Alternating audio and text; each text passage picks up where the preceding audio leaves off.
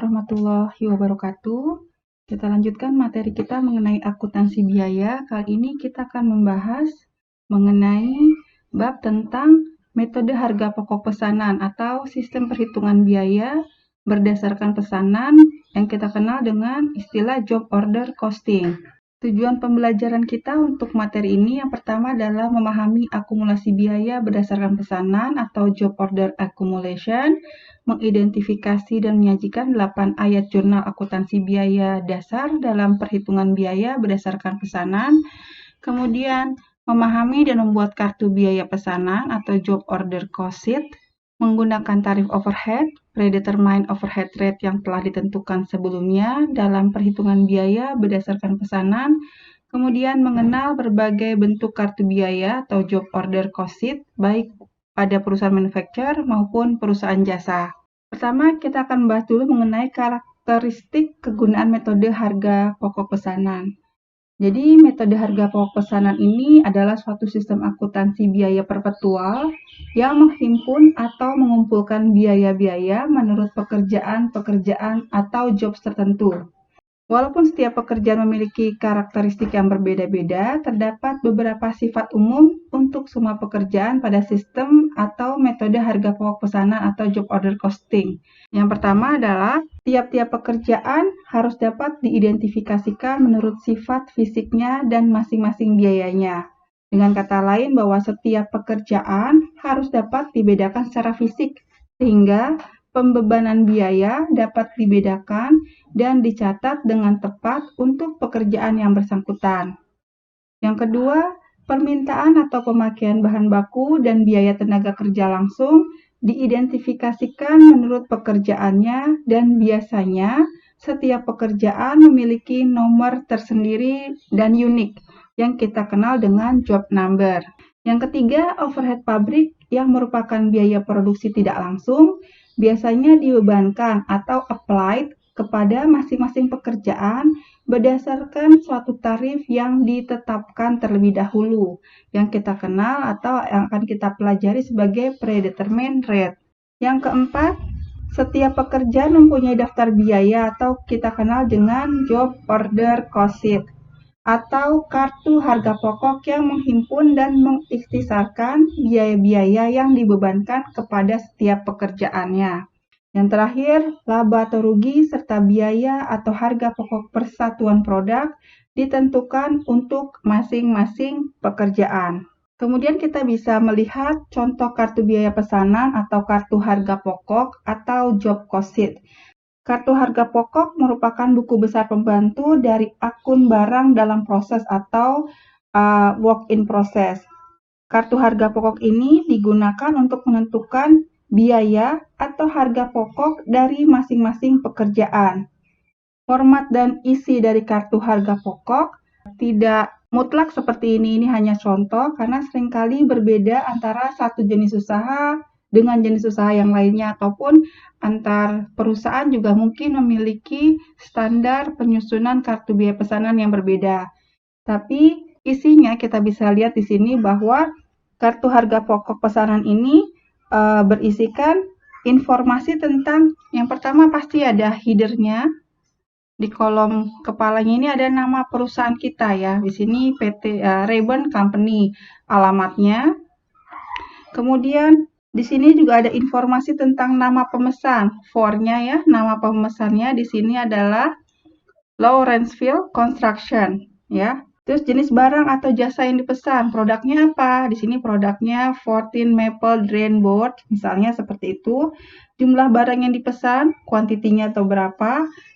Selain itu di sini ada spesifikasinya, spesifikasi dari barang yang dipesan.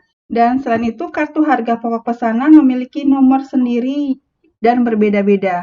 Di sini nomornya masuk ke sebagai job order numbernya 5574.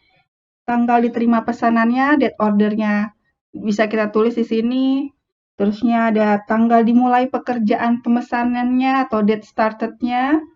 Tanggal pemesanan tersebut diharapkan bisa diselesaikan, kapan bisa selesainya, dan tanggal actual pekerjaan pesanan tersebut diselesaikan atau date completed-nya tanggal berapa.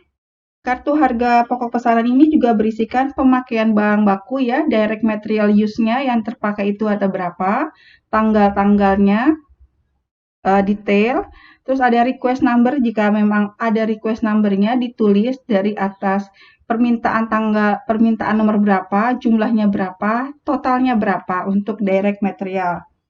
Lalu ada tenaga kerja langsung untuk setiap pesanan, tanggalnya, jam kerjanya, jumlah biayanya atau berapa cost-nya.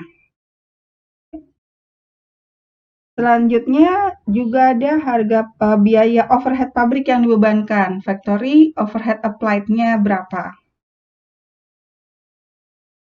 Kalau kita sudah dapatkan semua datanya, semua total angka untuk direct material, direct labor, dan factory overhead, kita total. Nah, totalnya merupakan total factory cost.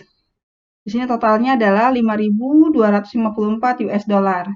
Dari direct material 2.510, direct labor-nya 1.568, dan factory overhead applied-nya 1.176. Kemudian kita juga bisa menghitung perkiraan laba atau rugi dari setiap kartu harga pokok. Di sini terlihat selling price-nya untuk unit yang dipesan ini atau job order nomor 5574 adalah 7.860.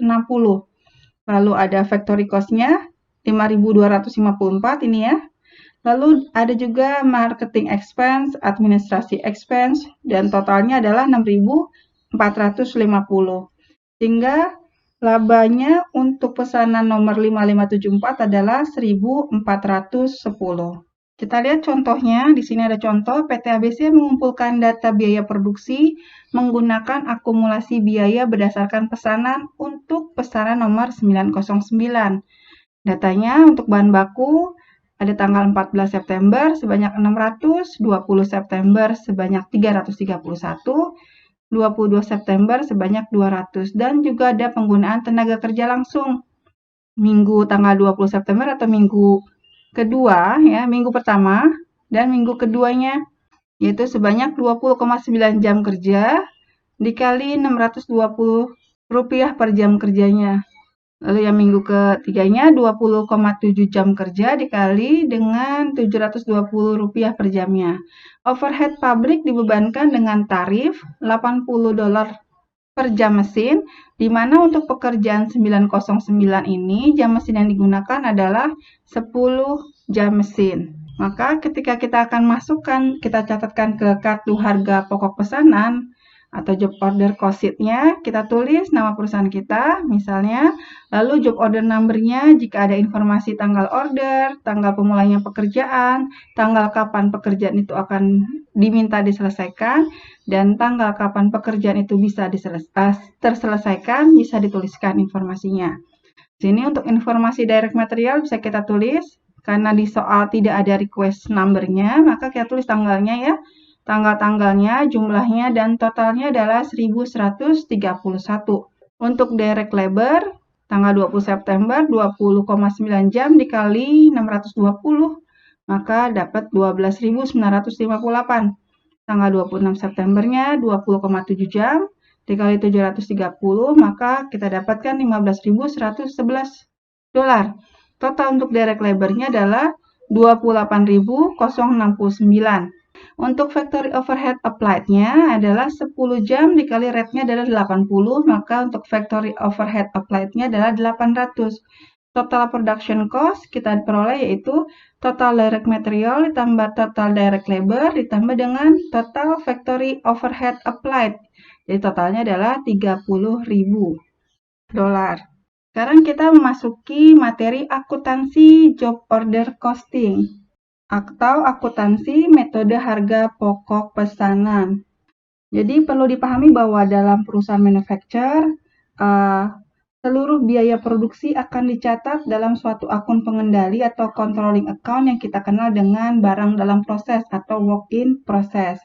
Biasanya transaksi yang dicatat sebagai biaya produksi dalam akun barang dalam proses berasal dari pemakaian bahan baku langsung, pendistribusian dan pengalokasian biaya tenaga kerja langsung ke pekerjaan-pekerjaan yang bersangkutan, dan biaya pembebanan biaya overhead pabrik dengan menggunakan tarif tertentu.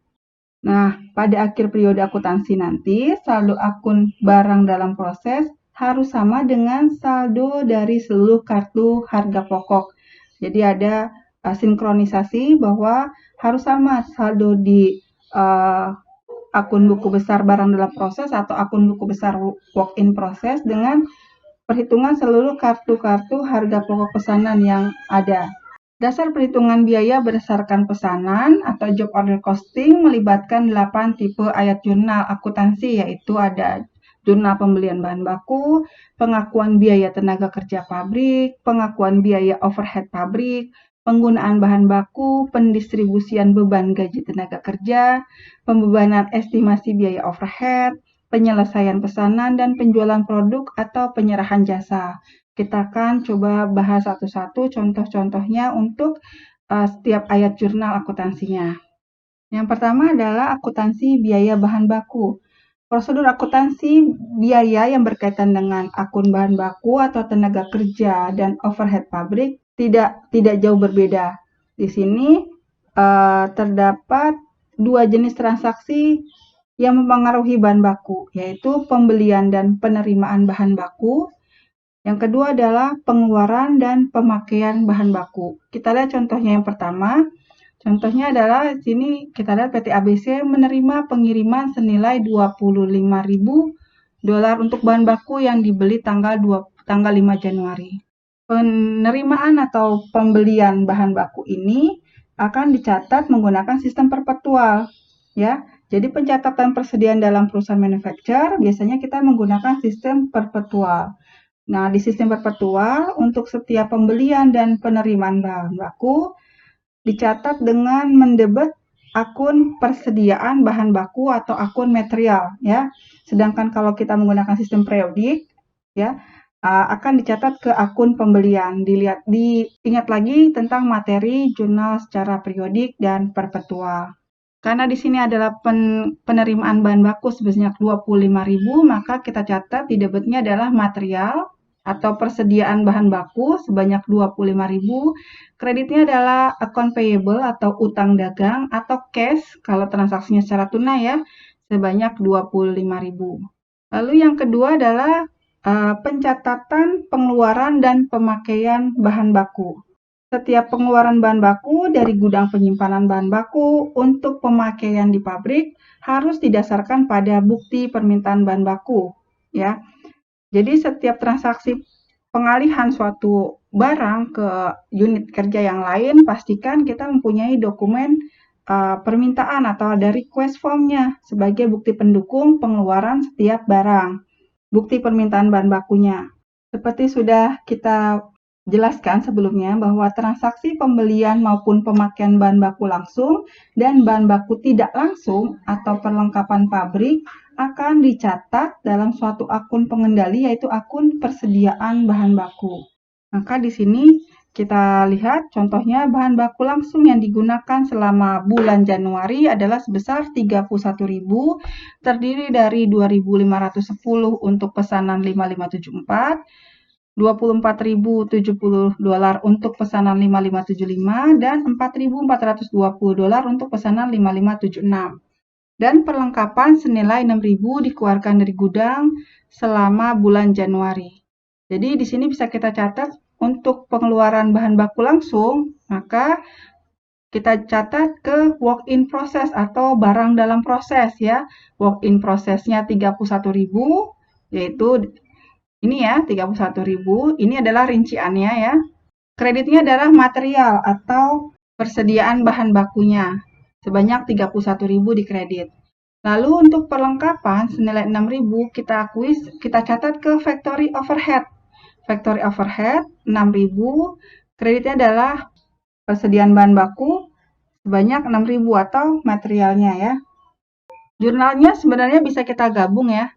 Kita gabung menjadi work in process, factory overhead pada material, ya. 31.000, factory overhead 6.000, maka materialnya adalah berkurang sebanyak 37.000. Jurnalnya kita susun kemudian seperti flow siklus akuntansi dari jurnal, maka kita akan posting setiap transaksi yang sudah kita jurnal tadi ke buku besar supaya kita bisa lihat strukturnya ya. Pertama di sini dari transaksi penerimaan bahan baku maka muncul buku besar utang usaha di sisi kredit bertambah 25.000, lalu di buku besar bahan baku atau materialsnya bertambah 25.000. Di sini 100.000 ini asumsinya ini adalah saldo awal dari buku besar bahan bakunya ya. Kemudian dari transaksi berikutnya yaitu pengeluaran material ya untuk factory overhead 6.000 dan untuk barang dalam proses atau WIP sebanyak 31.000, maka materialnya berkurang 31.000. Lawannya adalah work in process di debit. Kemudian factory overhead mengurangi material sebanyak 6.000. Nah, untuk rincian work in process ini akan dicatat ke kartu pesanan. Kartu pesanan untuk pesanan nomor 5574, 5575, dan 5576.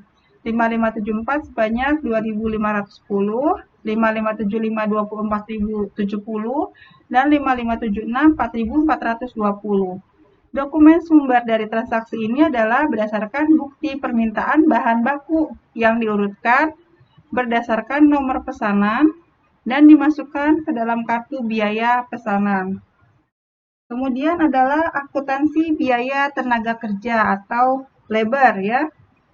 Pencatatan dan pembebanan biaya tenaga kerja untuk penentuan harga pokok dan pekerjaan-pekerjaan yang dilaksanakan pada dasarnya dilakukan dalam 2 tahap pencatatan atau penjurnalan.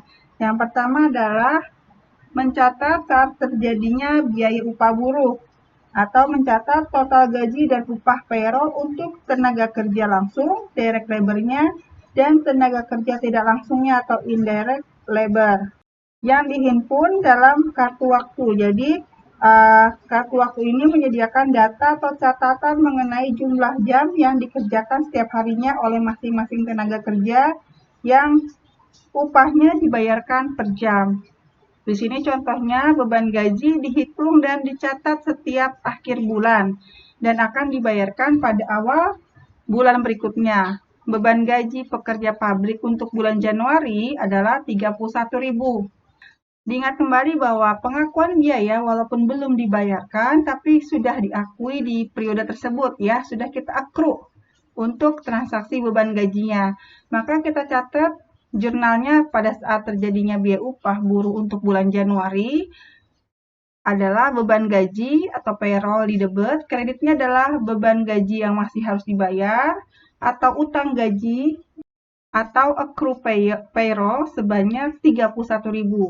Jika ada informasi mengenai PPH, pajak penghasilan, yang dipotong dari pendapatan karyawan, maka kita akan catat utang pajaknya di sisi kredit ya, jika ada informasi mengenai PPH-nya. Karena di sini tidak ada informasinya, maka tidak dicatat di jurnalnya ya. Yang kedua adalah kita akan mengalokasikan total gaji, total beban gaji ini kita akan alokasikan menjadi biaya tenaga kerja langsung yang akan dibebankan ke akun barang dalam proses dan biaya tenaga kerja tidak langsung ya yang akan kita bebankan ke akun biaya overhead pabrik. Jadi kalau untuk biaya tenaga kerja langsung, maka kita akan mencatatkannya ke work in process. Ini untuk tenaga kerja langsung. Jadi kalau tenaga kerja tidak langsung, kita akan catatnya ke factory overhead. Di sini informasinya kartu jam kerja untuk tenaga kerja PT ABC, kerja langsungnya ya, adalah 1.568 untuk pesanan 5574, 22.832 untuk pesanan nomor 5575 dan 2.600 untuk pesanan 5576. Dan untuk tenaga kerja tidak langsungnya adalah 4.000. Maka kita catat jurnalnya adalah work in process-nya 27.000, payroll-nya 27.000. Dan untuk mencatat tenaga kerja tidak langsungnya yaitu factory overhead 4.000, payroll-nya 4.000. Atau bisa kita gabung jurnalnya ya, yaitu work in process, factory overhead, kreditnya adalah payroll. WIP-nya 27.000, factory overhead-nya 4.000, maka payroll-nya adalah dikredit sebesar 31.000. Bisa kita jadikan satu jurnalnya ya, seperti ini. Kemudian kembali kita akan posting transaksi dari jurnal tadi ke buku besar. Dari accrued payroll atau utang gaji di sebelah kredit, payroll-nya di sebelah debit ya. Untuk transaksi payroll-nya. Lalu alokasinya 27.000 payroll adalah untuk WIP ya, work in process, yang 4.000 adalah untuk factory overhead control. Kita masukkan ke buku besar factory overhead control. WIP ini yang 27.000 adalah dialokasikan untuk pesanan nomor 5574, 5575, dan 5576 ya. Dari mana dokumen sumbernya? Adalah dari kartu jam kerja yang diurutkan berdasarkan nomor pesanan dan dimasukkan dalam kartu biaya pesanan. Kemudian akuntansi untuk biaya overhead pabrik atau factory overhead. Dalam metode harga pokok pesanan, pembebanan biaya overhead pabrik pada pekerjaan atau produk tidak menggunakan biaya yang sesungguhnya, tetapi menggunakan suatu tarif biaya overhead yang ditentukan di muka, atau nanti kita akan kenal dengan istilah predetermined overhead rate.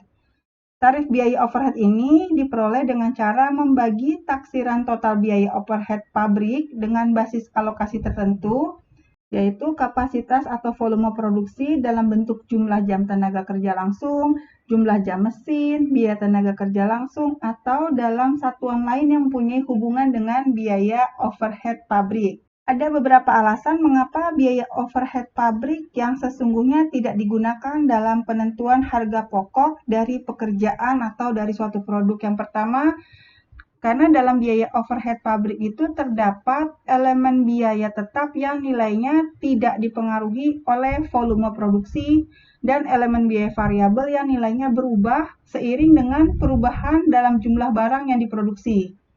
Misalnya ada penyusutan bangunan pabrik, sewa bangunan pabrik, asuransi pabrik, dan penyusutan mesin serta peralatan produksi. Lalu, banyak biaya overhead pabrik yang belum dapat diketahui nilainya sampai dengan akhir periode. Misalnya sampai dengan akhir bulan belum bisa kita tentukan berapa sih biaya overhead pabriknya. Sedangkan pekerjaan yang dikerjakan di periode tersebut mungkin sudah selesai dan harus ada keputusan yang segera diambil dan tidak bisa ditunda lagi hingga akhir periode. Contohnya yaitu penetapan harga atas pekerjaan-pekerjaan yang telah selesai di periode tersebut. Kemudian adanya biaya overhead pabrik yang sesungguhnya yang tidak dapat dibedakan berdasarkan pekerjaan atau produk secara tepat waktu. Misalnya yaitu biaya keamanan pabrik. Kita lihat contohnya di sini, yaitu PT ABC menghitung penyusutan mesin pabrik sebesar 4.929 dan asuransi pabrik yang sudah jatuh tempo yaitu $516 untuk bulan Januari. Ya, ini masuk ke golongan biaya overhead pabrik yang terdapat elemen biaya tetap ya, yang nilainya tidak dipengaruhi oleh volume produksi, yaitu penyusutan ya. Maka kita akan catat accumulated depresiasi mesinnya yang 4.929 ini ke akun factory overhead control. Jadi factory overhead controlnya di debit, accumulated depresiasi mesinnya di kredit sebesar 4.929. Juga asuransi pabrik yang jatuh tempo. Jadi asuransi dibayar di muka ketika sudah jatuh tempo, maka kita akan akui ke factory overhead control. Jadi factory overhead controlnya 516, kreditnya mengurangi saldo prepaid assurance yaitu 516, prepaid assurance-nya di kredit. Lalu akuntansi untuk biaya overhead yang dialokasikan. Sini contohnya adalah PT ABC mengestimasikan tarif overhead adalah $40 per jam mesin. Catatan perusahaan menunjukkan totalnya 29,4 jam untuk pesanan 5574, 250,6 jam untuk pesanan 5575, dan 50 jam untuk pesanan 5576. Sehingga total jam mesinnya adalah sebesar 330 jam. Maka untuk mengestimasikan biaya factory overhead applied-nya, kita akan catat ke work in process atau barang dalam proses. Kreditnya adalah biaya overhead pabrik yang dibebankan atau applied factory overhead, ya, istilah lainnya, sebesar 40 jam dikali 330, yaitu 13.200. Nanti di akhir bulan, di akhir periode, factory overhead applied ini akan ditutup ke akun factory overhead control. Maka dibuat jurnal balik, yaitu overhead pabrik yang dibebankan atau applied factory overhead-nya di debit, yang tadinya di kredit menjadi debit sebesar 13.200, factory overhead control-nya yaitu 13.200. Sama kita akan catatkan ke buku besar, ya, ke buku besar factory overhead control dan applied factory overhead. Di sini kita lihat ketika semuanya kita alokasikan ke factory overhead control, maka saldo factory overhead control atau biaya overhead pabriknya yaitu 15.445. Sementara ketika ditutup, applied factory overhead-nya kita tutup ke akun factory overhead control sebesar 13.200, maka saldo akhir dari factory overhead control adalah 2.245. Nanti kita akan bahas tentang under dan over antara applied factory overhead dengan factory overhead control-nya. Nah, di sini kita akan posting dulu dari transaksi yang sebelumnya ke akun buku besar barang dalam proses ya, sebesar 13.200 akan dicatatkan ke kartu pesanan untuk pesanan 5574, 5575, dan 5576. Sumbernya adalah dari catatan mesin yang menunjukkan jam mesin yang dikerjakan untuk setiap pesanan. Nah, tarif overhead dibebankan menggunakan tarif yang telah ditentukan sebelumnya per jam mesin. Kemudian akuntansi untuk pekerjaan selesai dan penjualannya atau produk yang dijual.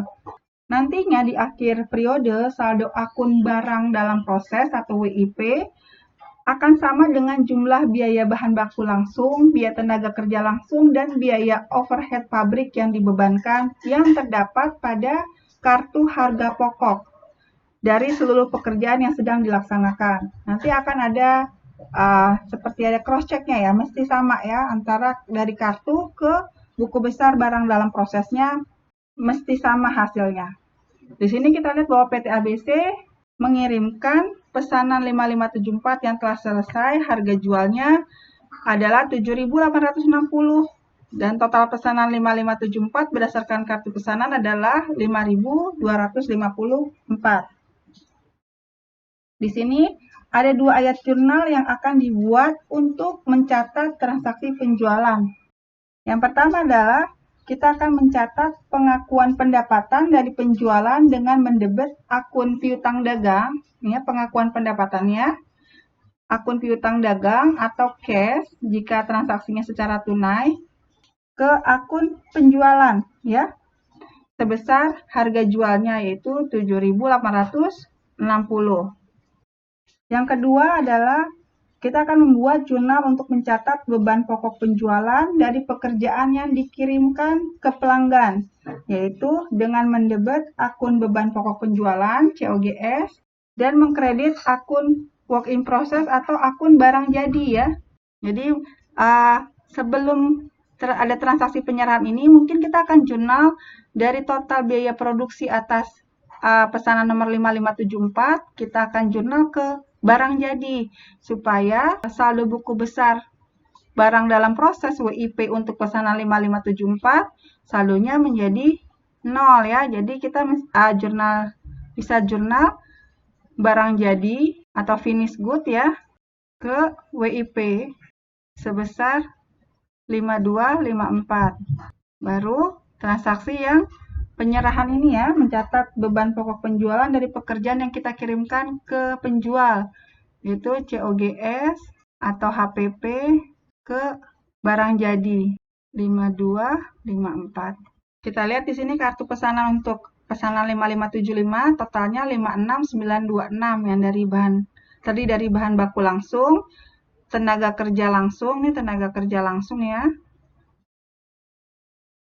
Lalu biaya overhead pabrik yang dibebankan totalnya adalah $56.926. Maka kita catat ke finish good atau barang jadi 56926, kreditnya adalah work in process atau barang dalam proses sebesar 56.926.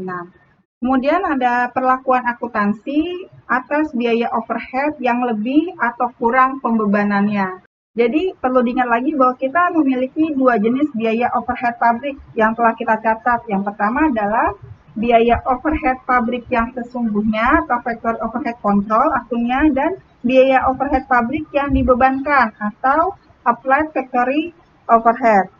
Nanti di akhir periode, selisih antara biaya overhead pabrik yang sesungguhnya dan biaya overhead pabrik yang dibebankan atau varian biaya overhead pabrik harus diakui, dan jika jumlahnya tidak signifikan, dapat kita tutup ke akun beban pokok penjualan.